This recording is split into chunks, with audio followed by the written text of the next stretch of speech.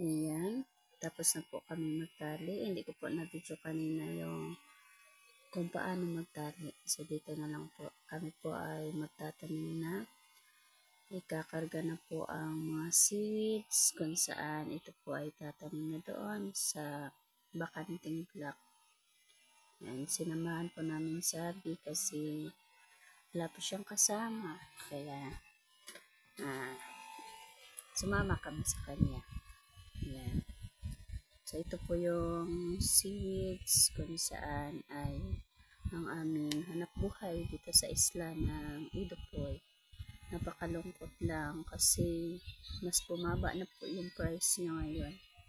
Nasa 13 pesos na lang po ang bawat kilo. O diba? Isipin mo, 13 pesos ang kilo. Tapos, ang mahal ng bigas.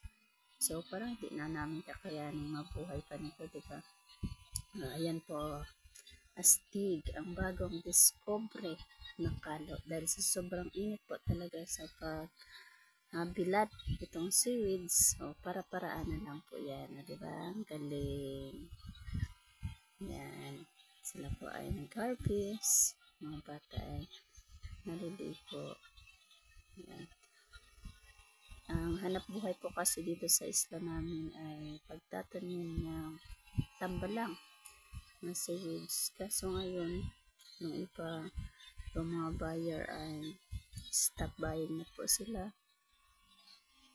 Hindi na namin alam kung paano na ba kami nito. Kasi sa mura nga, 13 pesos na lang ang bawat kilo, diba? So, hindi na namin naisip kung paano pabubuhayin namin ito ang pamilya namin sa ganitong halaga. Tapos, ang tali po namin dito ay 12 pesos kada isang linya.